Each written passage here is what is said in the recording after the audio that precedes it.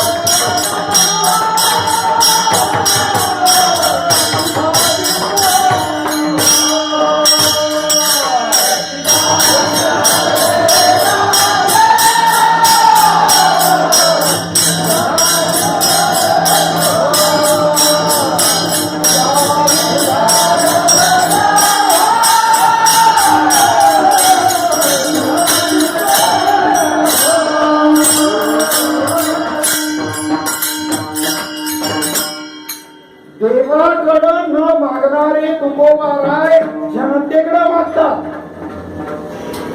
हो, संतांकडे मागतात, परंतु लोक देवाकडे मागत नाही. का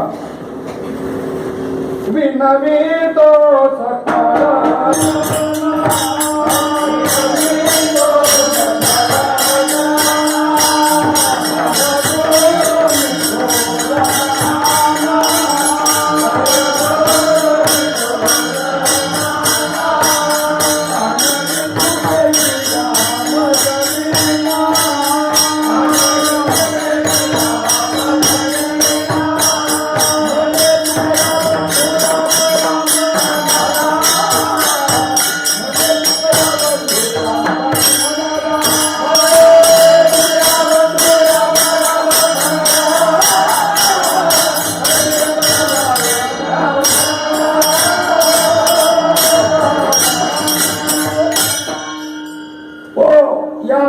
जनार्दनाकडे मागणं मागतात, एक वेळ देवाकडे मागायला मात्र ते कुचंबतात.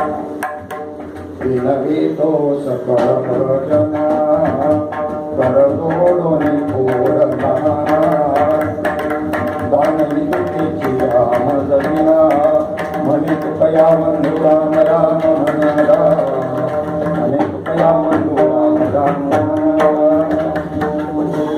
संतांकडे सुद्धा मागणी मागतात. जगद्गुरु तुकोबाराय कृपाळू सज्जन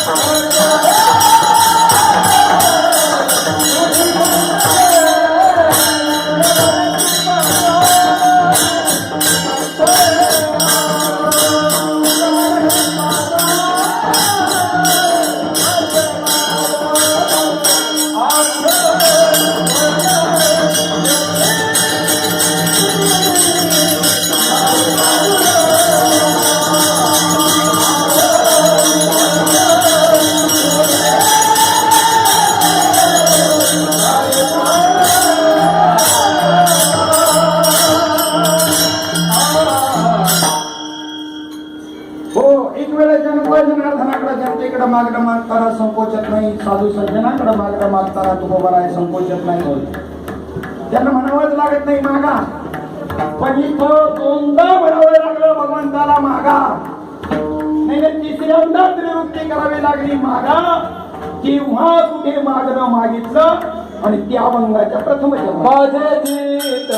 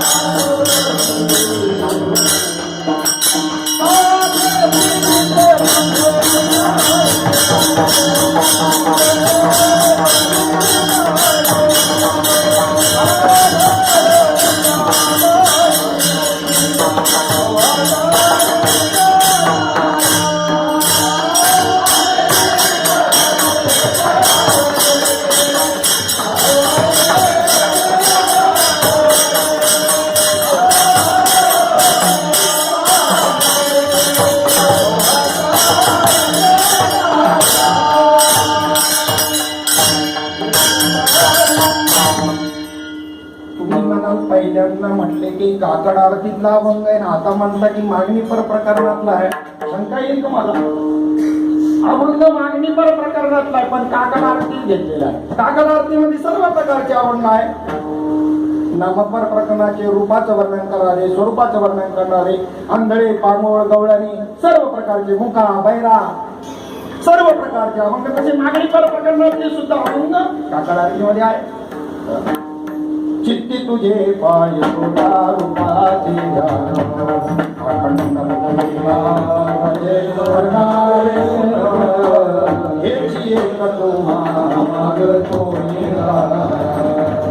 संपूर्ण मालिका पाहायमध्ये मागणी पर प्रकरणाच्या माध्यमामधून जगद्गुरु तुकोबाराय भगवंताला विनंती करतात, माझे चित्त तुझे पायी राहे ऐसे करी काही.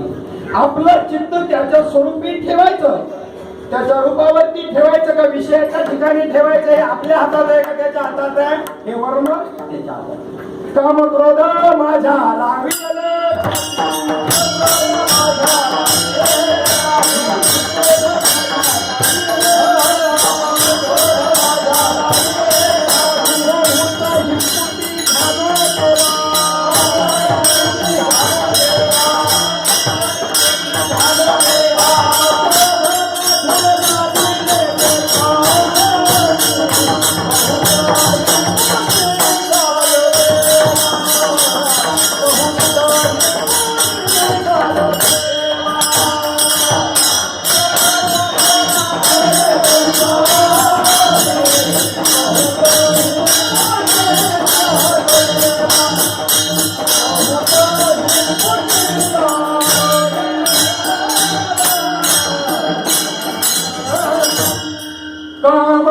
माझ्या लाविले पाठी बहुत हिमपुटी झालो देवा.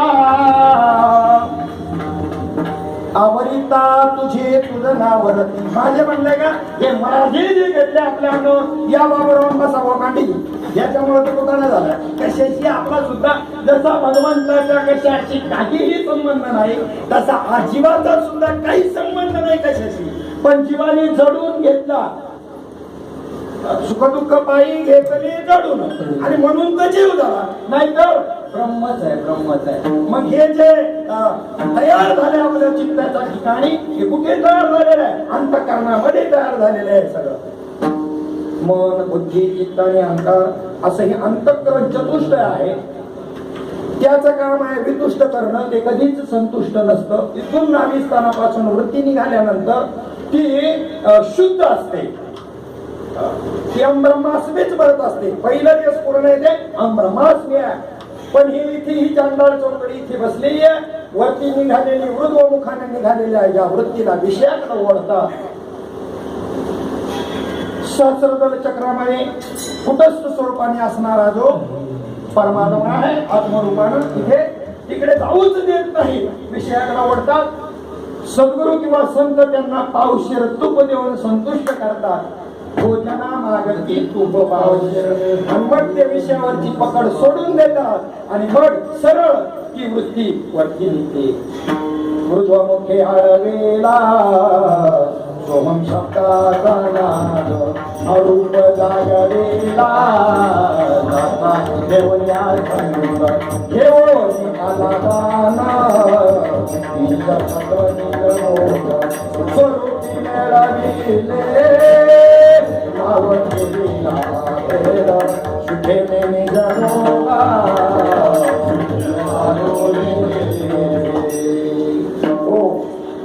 आपलं बिघडवलंय ज्याने आम्ही चोर सोडून संन्यासाला सोडी देऊन राहिलो आहे. विषय निर्माण ज्या ठिकाणी होतात म्हणजे दुखतंय रेड्याचं आणि आपलं इंजेक्शन चाललंय पाखालीला. खंडू भटाचं पोट दुखतंय आणि काढा नारायण भटाला कसा वेळ बसल विठाला.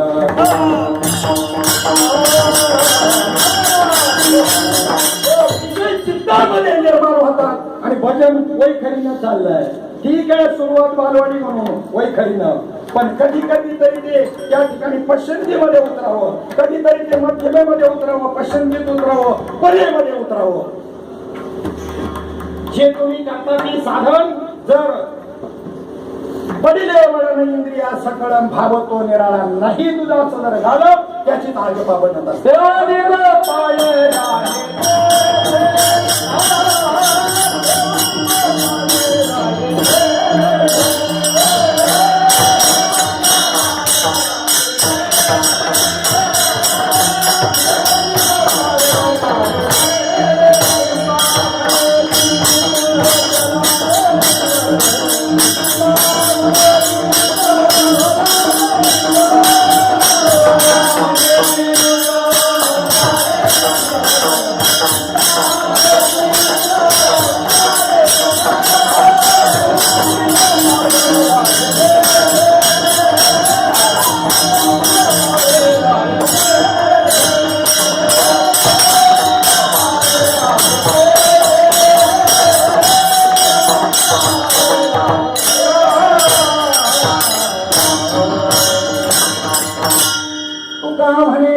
करारे निर्माण एवोनी गोपाळ राहे तेथे.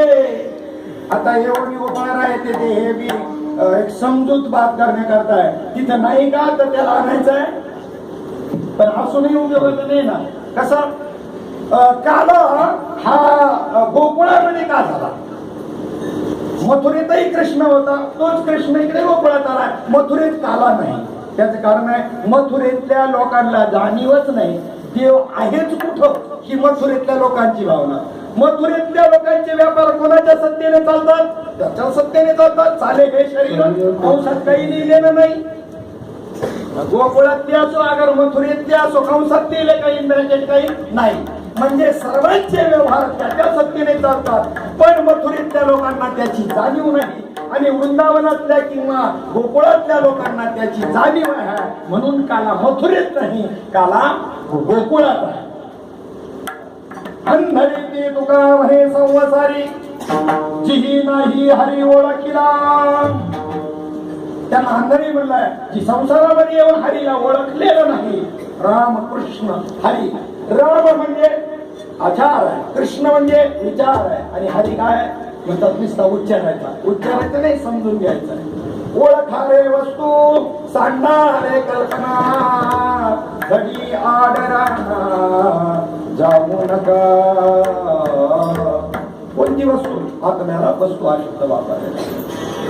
ये रवी सर्वांच्या हृदय देशी मी अमुक आहे ऐसी जे बुद्धी स्फुरे आदिशी ते वस्तू गावी. त्या परमात्म्याला वस्तू हा शब्द प्रयोग केलेला आहे. आणि मग या ठिकाणी आपला विषय चाललेला होता, जिथं चुकलं तिथं दुरुस्त व्हायला पाहिजे.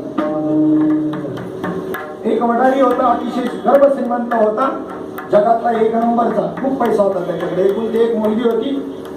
त्याने ठरवलं जगात सर्वात श्रेष्ठ जो कोणी असेल त्याला ही मुलगी द्यायची. ज्योतिषवाल्याकडे गेला, त्याला विचारलं की बा जगात सर्वात श्रेष्ठ कोण आहे मला सांगा. तो म्हणला दक्षिणा ठेवा. 5,000चा बंडल ठेवला तर त्याला सुद्धा चक्कर आली. त्यांनी 5 पाण्याच्या पुढे पाय येत नव्हती. आता याला पैसा काय करावा जर चिंता होती, 5,000 त्याच्या दृष्टीनं काहीच नाही.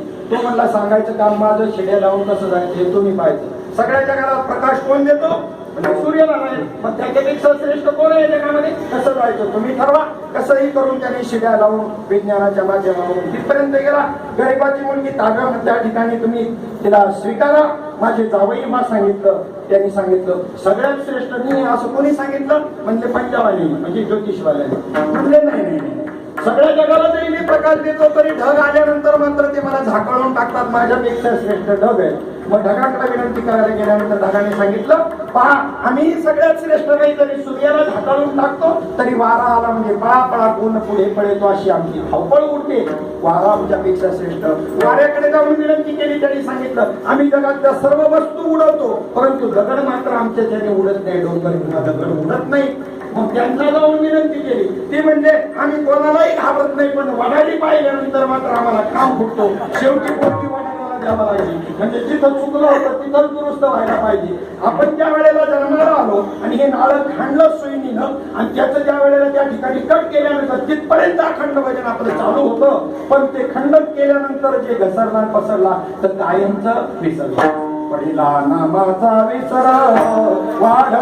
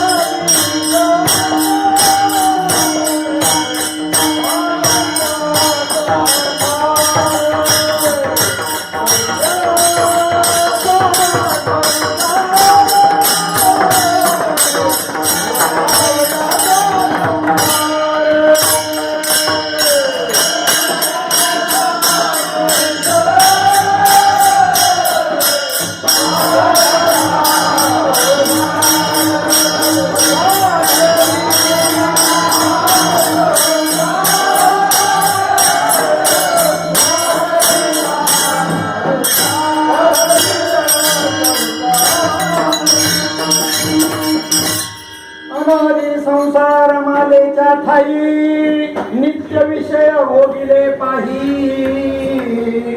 ते ठसावले चित्ताच्या ठाई वारंवार देही सेविका.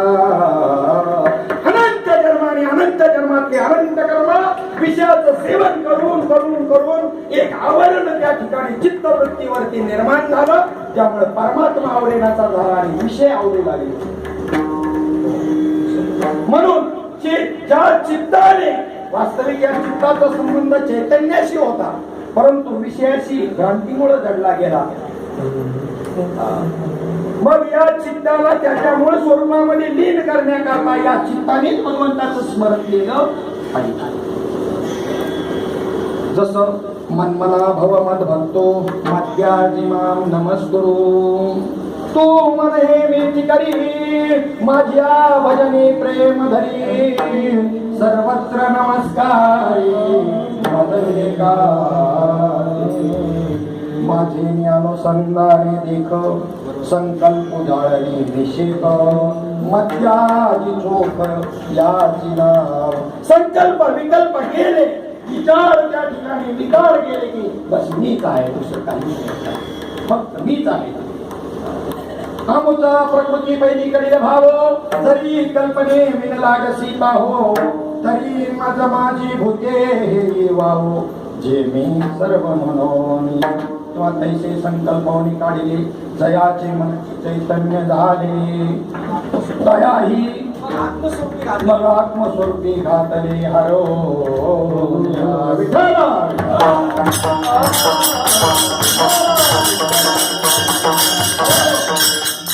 चिंतन चिंताला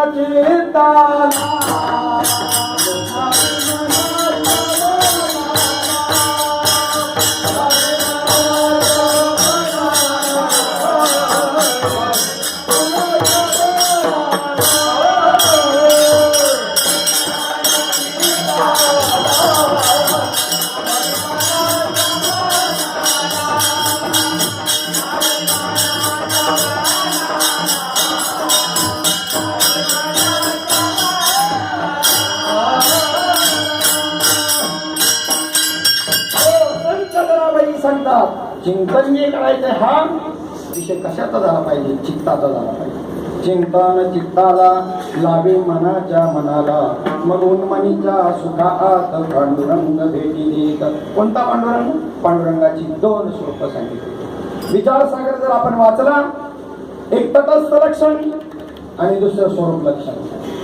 स्वरूप लक्षण हे व्यापकतेने असतं, त्याला स्वरूप लक्षण म्हणतात. पांडुरंग हा शब्द स्वरूपवाचक वापरलेला आहे आणि विठ्ठल हा शब्द जो आहे हा तटस्थ लक्षणाने वापरलेला आहे. आणि म्हणून या ठिकाणी स्वस्वरूपाचा अनुभव संतांच्या कृपेने घ्यावा आणि तटस्थ लक्षणामध्ये जसं आरशामध्ये आपला आपण रूप पाहतो त्या पद्धतीनं ध्यान करायला. स्वरूप लक्षणाचं काय ध्यान करणार आपण करू शकत नाही. जे व्यापक आहे आणि त्याच्यापेक्षा जे ध्यान करणारे आहेत ते जर संकुचित आहेत ते त्याचं ध्यान कसं करू शकतील. आणि त्याच्या व्यवस्थेकरता या ठिकाणी संतांनी तटस्थ लक्षण आपल्या समोर ठेवलं. जगद्गुरु तुकोबाराय एका ठिकाणी म्हणतात, आहे ऐसा देव वदवावी वाणी. वाणीनं कसा सांगा, असा सुंदर ती ध्यान देव टेवळी असा सांगा. आहे ऐसा देव वदवावी वाणी पण नाही ऐसा मनी. पण असं नाही हे अंतःकरणामध्ये ठेव. असं का? त्याचं कारण ह्या जनतेचा स्वभाव त्यांना माहिती आहे. या जनतेचा स्वभाव माहिती म्हणून तर गीतेमध्ये 67 श्लोक 18 अध्यायात इदं ते न तपस्याय यामध्ये सांगितलं, हे अर्जुना हे ज्ञान कोणाला दे आणि कोणाला देऊ नको. हे सगळ्यांकरता जनते करता, परंतु सुद्धा त्यांचा एक मोक्षत्व हातर अधिकार असायला पाहिजे की नाही. पापी किती असू द्या, पापीचे सुदुराचार किंवा क्षिप्रम भवती धर्मात्मा, अरे त्यांच्याकरताच आहे, त्यांच्याकरताच आहे. परंतु ज्याच्यामध्ये सुटण्याची तळमळ निर्माण झालेली असेल त्याच्याकरता आहे, त्या सगळ्यांकरता. काय पूय पंचीचे किडे चिळशी घेते आणि म्हणून सांगताना दोन्ही पद्धतीने जे वाङ्मयामध्ये वर्णन आलेलं आहे, त्यांचं मुमुक्षुत्व जागृत करायचं ही काम करायचं आहे वाक्याला. आणि ज्यांचं मुमुक्षुत्व जागृत झालेलं आहे त्याला महावाक्याचा बोध करायचा आहे. विठ्ठल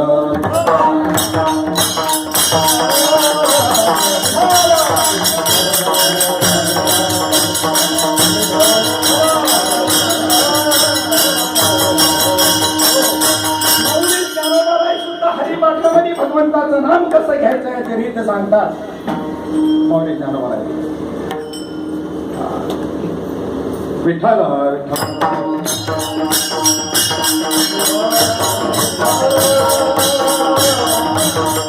हरी बुद्धी जपे ते नर दुर्लभ. कोण दुर्लभ सांगितलंय? बुद्धीने हरीचा जप करणारे जे आहेत ते दुर्लभ सांगितले.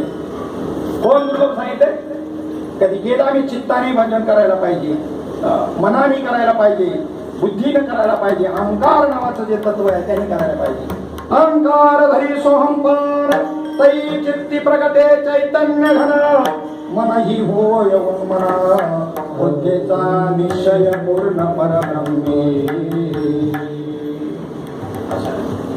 शेवटच्या क्षणाला या देहामधून प्राण जात असताना सूक्ष्म देह कशाचा बनलेला आहे? मन, बुद्धी, चित्त, अहंकार, प्राण अशा सूक्ष्म तत्वांचा बनलेला आहे हा वासनात्मक देह किंवा लिंग देह.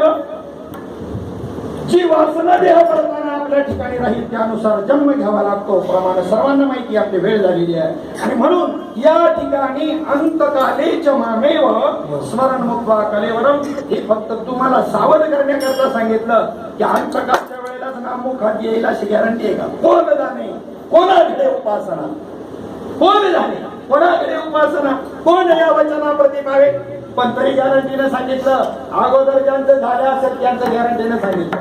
नंतर काय होईल याची मात्र गॅरंटी नाही दिली. परंतु अगोदर केलं असेल त्याच्याकरता सांगितलं जे मरण आईली चकडे, या देहाचं मरण यायच्या अगोदरच जे मला येऊन मिळाले, मजसी मिळून गेले पुढे, ते मरणी अनेकीकडे जातील गेली.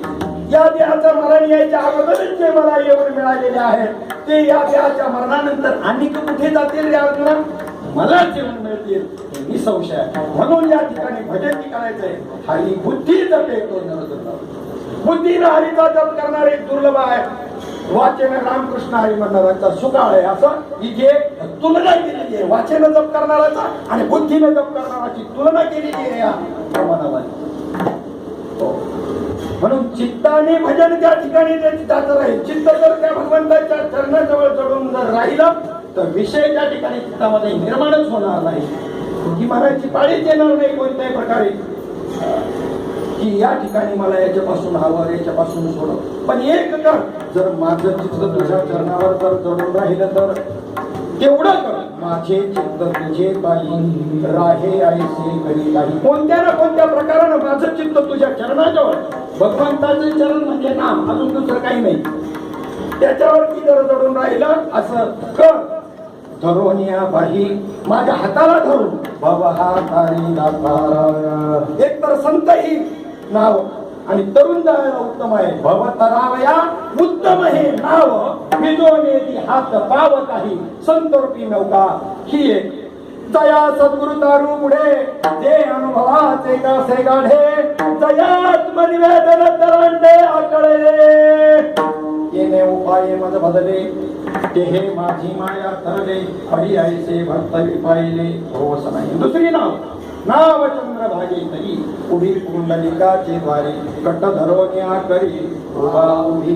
म्हणून तू कवरायकांना विनंती करतात, धरोन्या बाही, माझ्या हाताला धरून.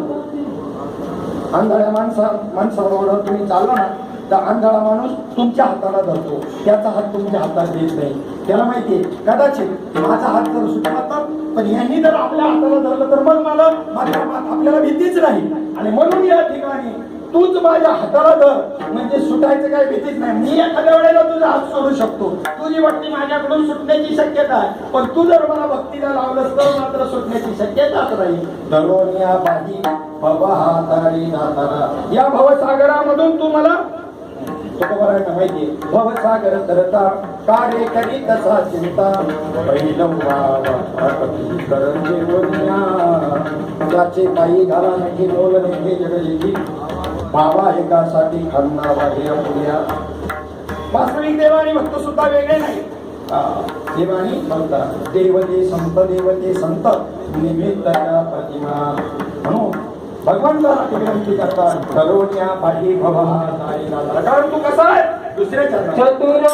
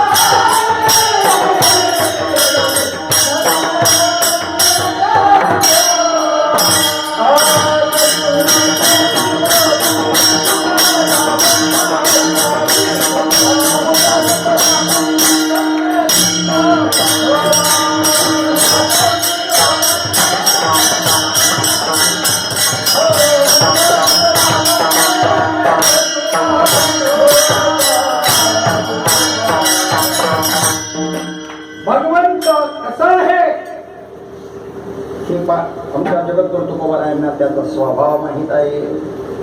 एक वेळेला गरुडाबरोबर पहिल्यांदा ज्या वेळेला युद्ध झालं महाविष्णूचं, आणि युद्धामध्ये गरुड जिंकलं कोण? गरुड. पण प्रसन्न होऊन भगवंत म्हणतात, मी तुझ्यावर प्रसन्न आहे, काय मागायचं ती माग. अरे म्हणले, जो जिंकला त्याने द्यायचं असतं, हरलेल्याने मागायचं असतं. जय माझा झाला की जय तुझा झाला? गरुडाने विचारलं.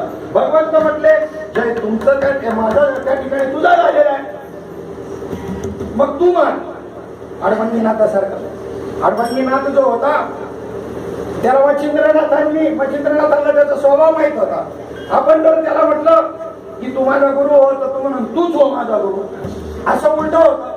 त्यामुळे त्याला जसा युक्तीनं उपदेश केला आणि त्याची सोडवणूक त्या अडबंगीनाथाची केली तसं गरुडाला फसवलं. गरुडाला सांगितलं मग मागू का मी, वचन दे. वचन दिल्यानंतर त्यांनी सांगितलं प्राण जाय पर वचन न जाय. अशी आमची वैष्णव आहे गरुड. कोणी बी भगवंताला पाठीवर वाहून नेऊ शकेल का? वैष्णव. त्यांनी त्या ठिकाणी सांगितलं एक काम करा, मला तुम्ही माझं वाहन होऊन राहा, असं फसवलं गरुडाला. काय कर, माझं वाहन होऊन राहा आणि गुंतवून टाकलं. म्हणून चतुरा ते शिरोमणी किंवा हिरण्य